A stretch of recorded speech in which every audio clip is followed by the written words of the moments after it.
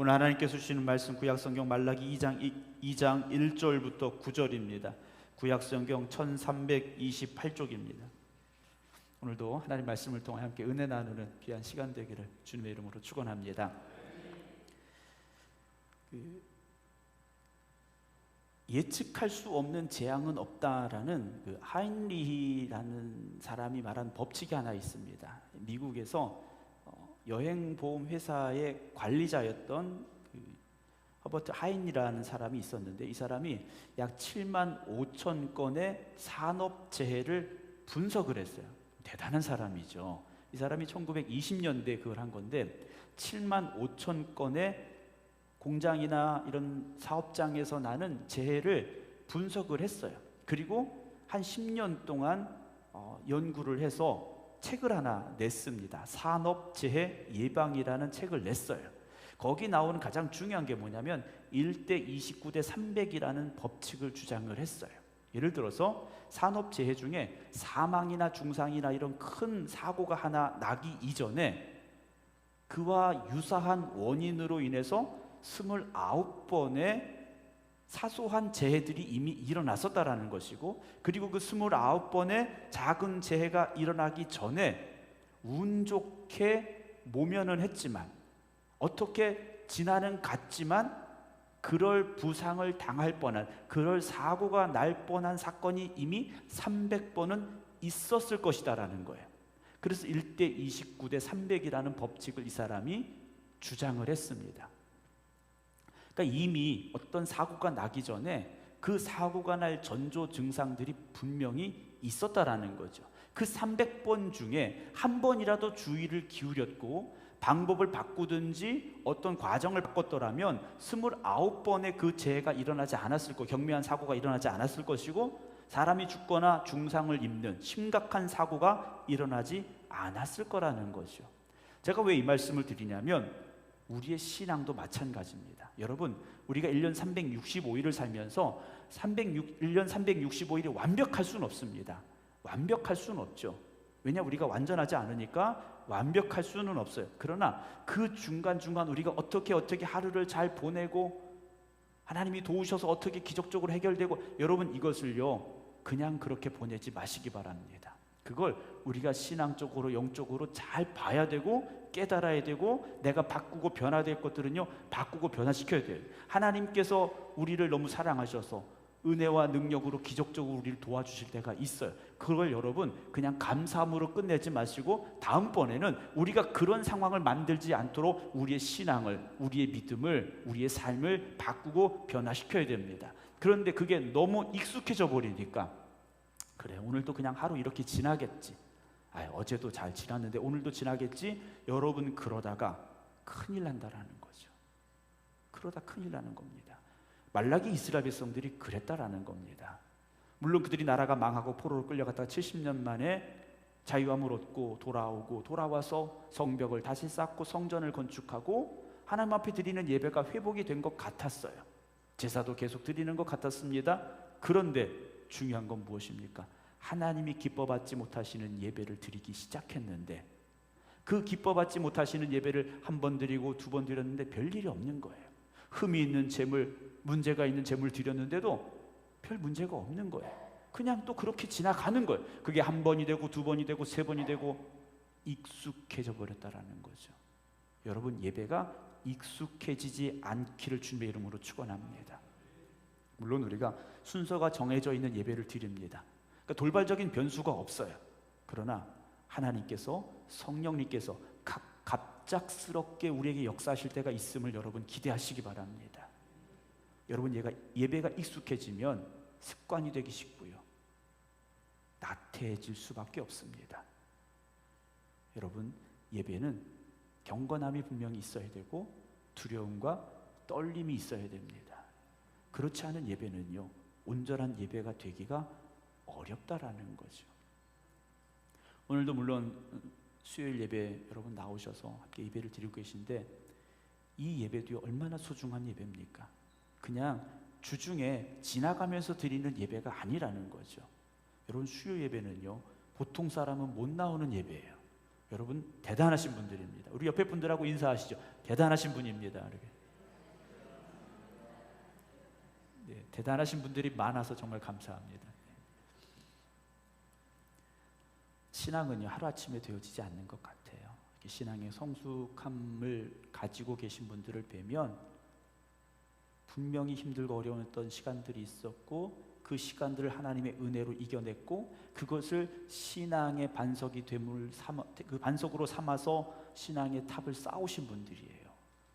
그렇지 않고는요, 여기까지 올 수가 없었더라는 거죠.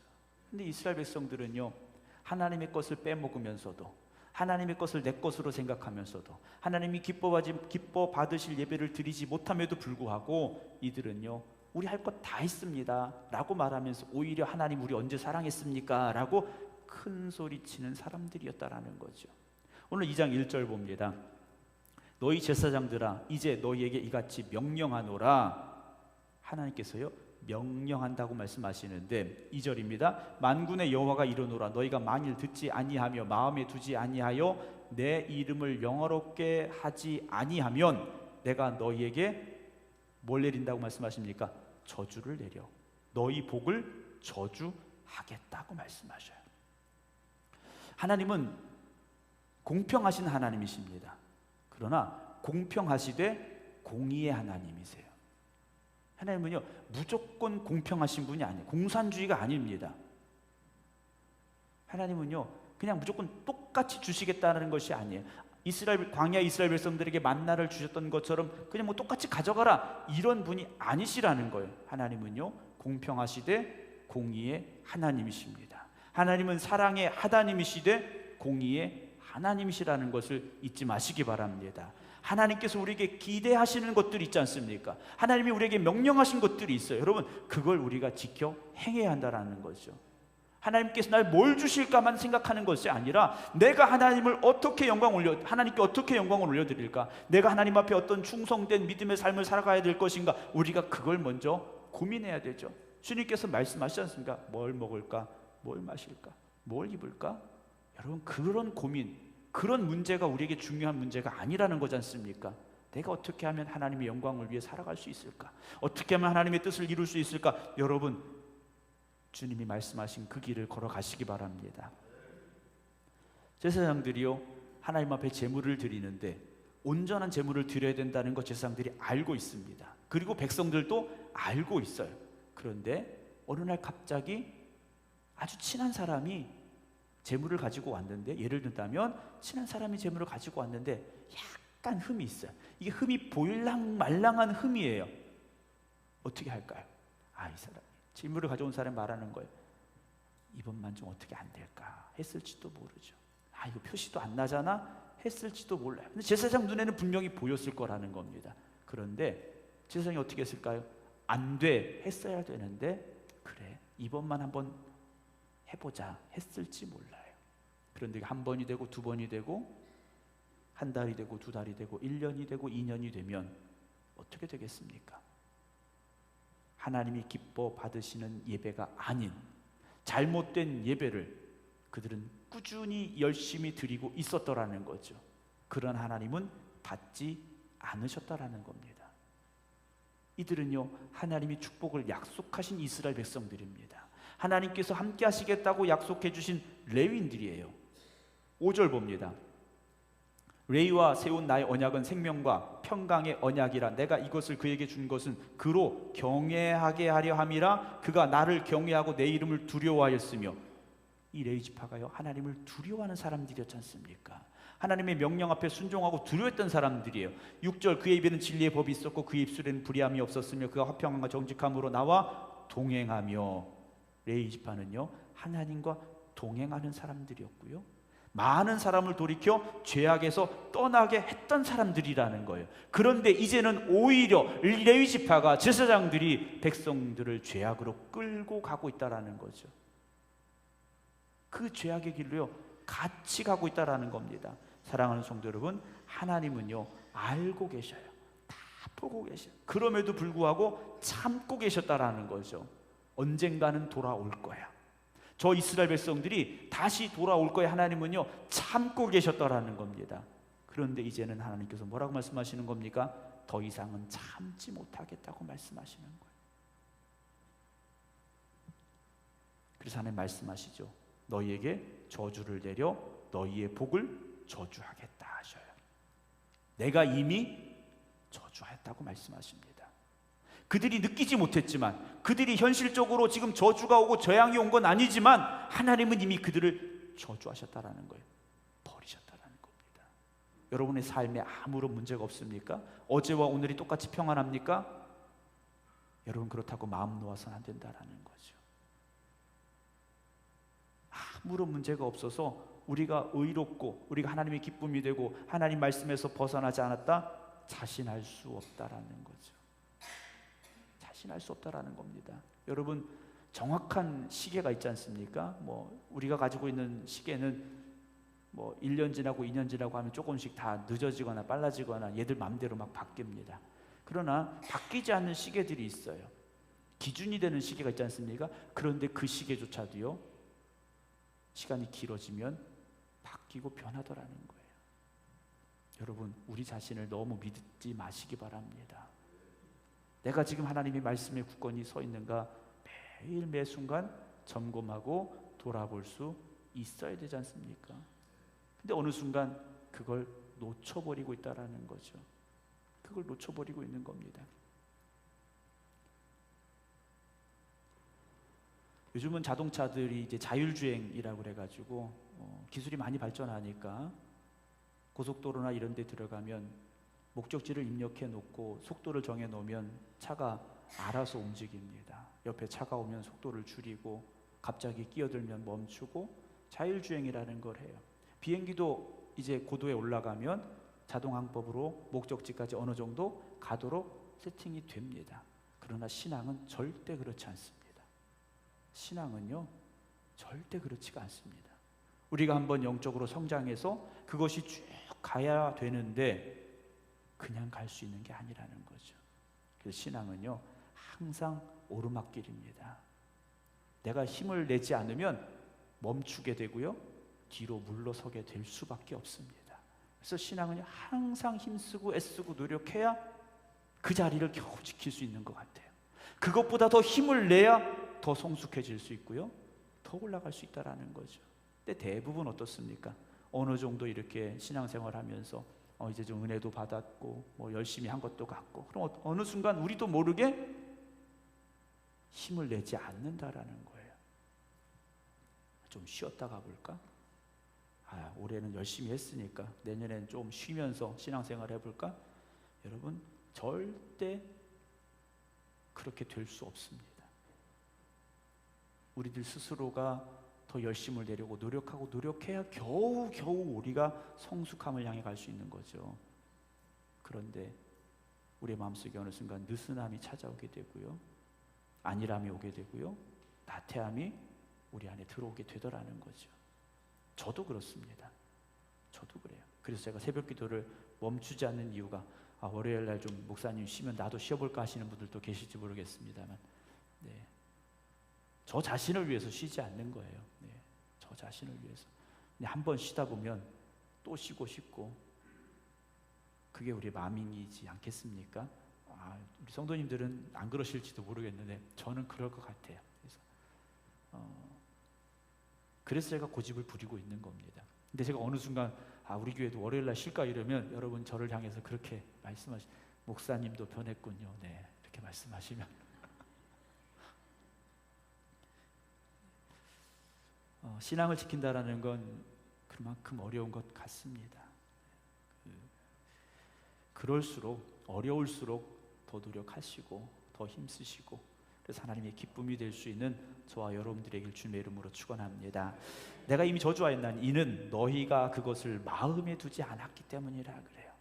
겉으로는 똑같이 다 합니다. 그런데 마음에 없었다라는 거죠. 여러분, 여러분들의 마음이 하나님을 향해 가시기 바랍니다. 하나님 앞에 내 마음이 있어야 됩니다. 세상 앞에 내 마음이 있어서는 안 됩니다. 돈 앞에 내 마음이 있으면 안 돼요. 하나님 앞에 내 마음을 두시기 바랍니다.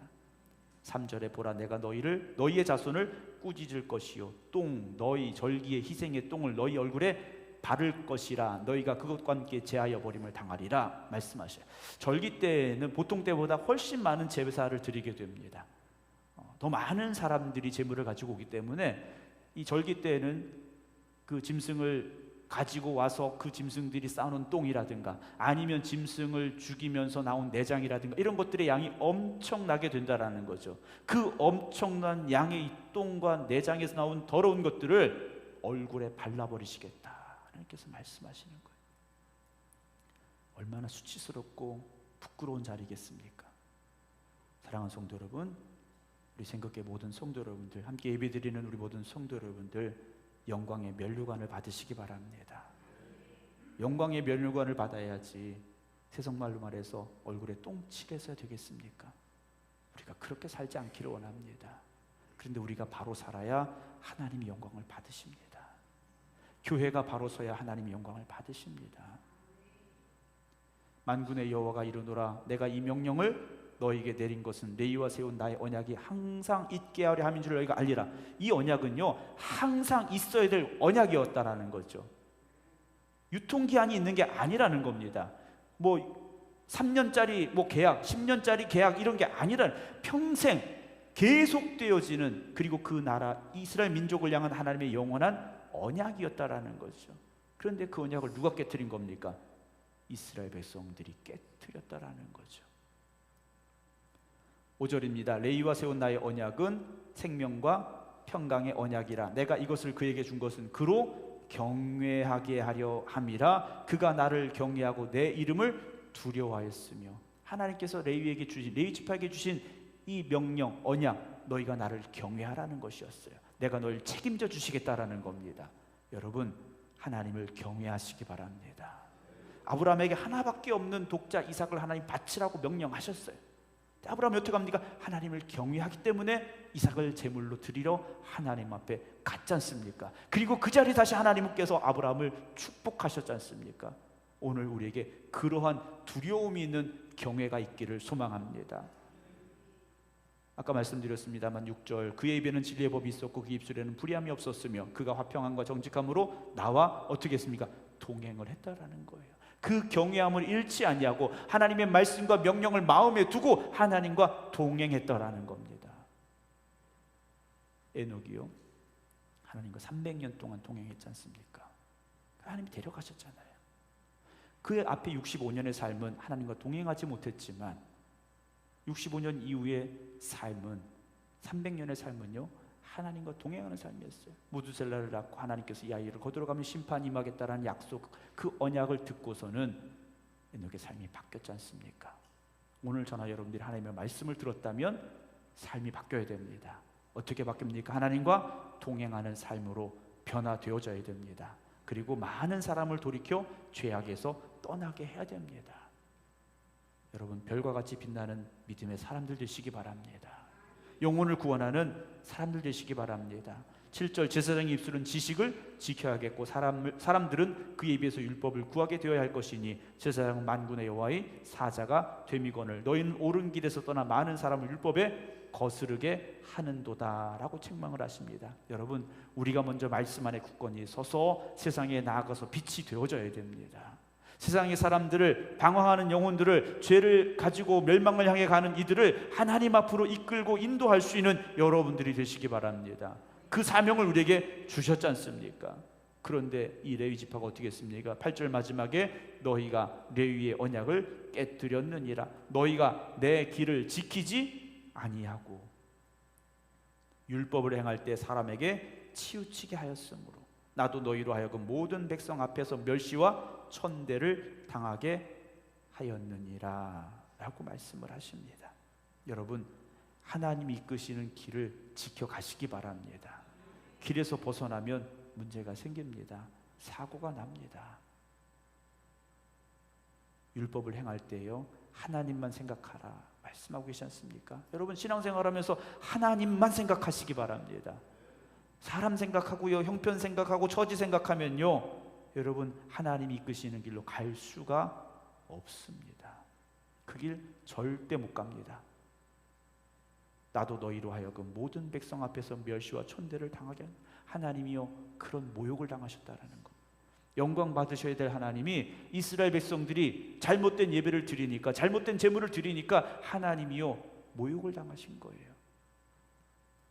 여러분, 우리가 드리는 이 예배가 하나님께 기쁨이 되어지고 하나님 앞에 영광이 되는 예배가 되기를 힘쓰시기 바랍니다. 여러분들의 삶이 하나님의 영광을 높여드리는 삶이 되시기 바랍니다. 그 일을 위해서 우리를 부르셨지 않습니까?